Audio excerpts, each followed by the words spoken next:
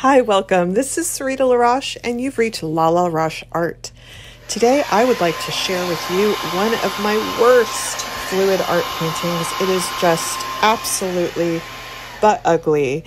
And hopefully, you can learn something from my own mistakes and what I do when I get a really terrible painting. So let's get to it.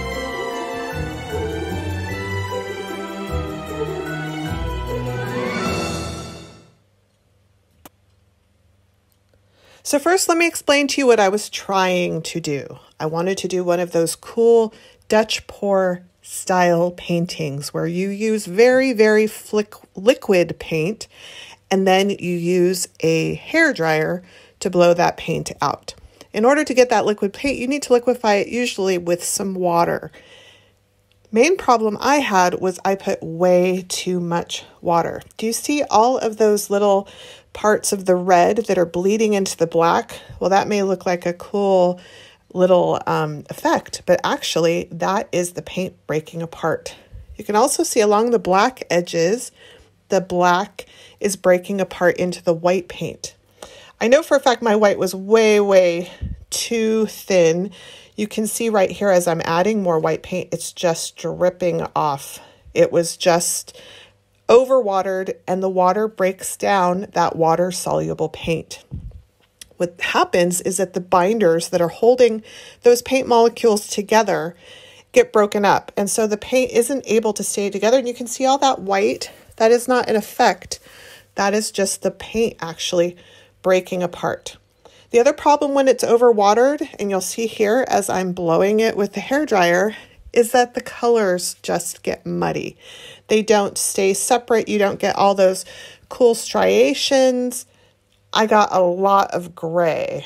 And even as I was using the hairdryer right then, I'm looking down and it was just not pretty. And I wasn't sure if moving it around would maybe release some of the other colors. It wouldn't look so dingy.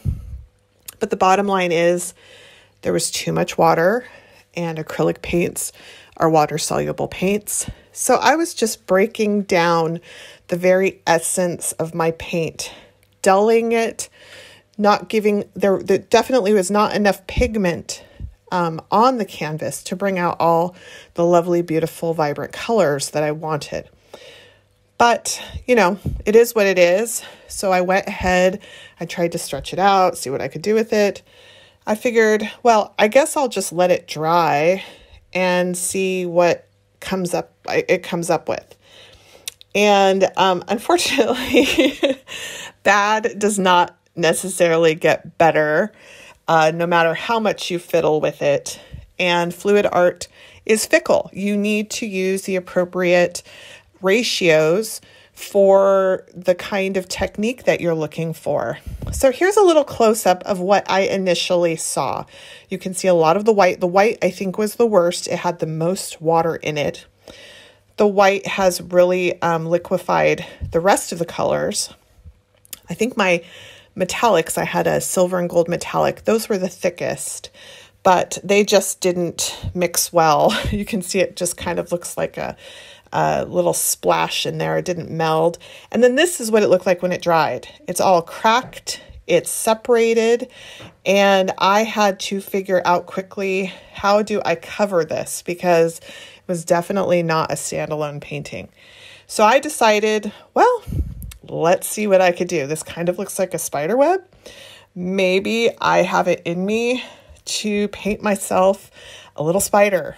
So I went ahead and started to flesh out the form of a spider here. And I will tell you that in the first hours of working on this spider, it just looked terrible. My family did not even know what I was trying to paint.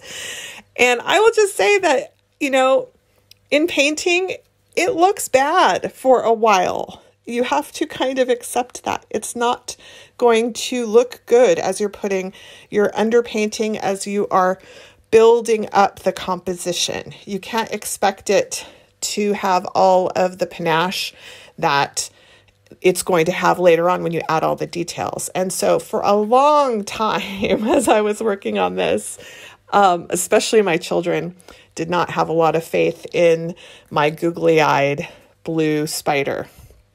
But what's just great about painting is that you can just keep adding and adding, and the details just start forming the more that you work on it. And to be honest, working on a painting like this, where I really started from below ground zero, I mean, as far as I was concerned, that fluid art painting was absolutely the worst painting I had ever made. So at that point, it was basically trash. And there is nothing to lose with a piece of trash. And I don't know why, but for me, this is freeing. Sometimes when I stare at a blank canvas, I just want it to be so good. And I want to somehow make something that is going to wow myself, that I ended up just being paralyzed. I don't do anything. So on something like this, where I start from something really ugly, it's like I can't go wrong. So I just built it up and built it up. I had never painted a hairy spider before. I had no idea if I could do it. But since it was already just trash, I figured, I might as well try. And this was actually one of my favorite projects. I had so much fun, and I am so proud of this little spider, because every time I came back to work on it, it was just filling me as a person. And I feel like that's what art should do. It's not just about the final product. It's actually the process. It's actually working with the materials and putting a little bit of yourself into it. So this is my little hairy jumping spider. I hope you don't have a spider aversion, but this fluid art, which was absolutely my worst fluid art to date, did all the wrong things, got my recipe wrong. I did not layer my paints well. Obviously, it did not dry well, because drying is just as important as the pouring. And this is what I got. So I hope you enjoyed it. You can always find me at SaritaLaroche.com. Keep making a beautiful mess.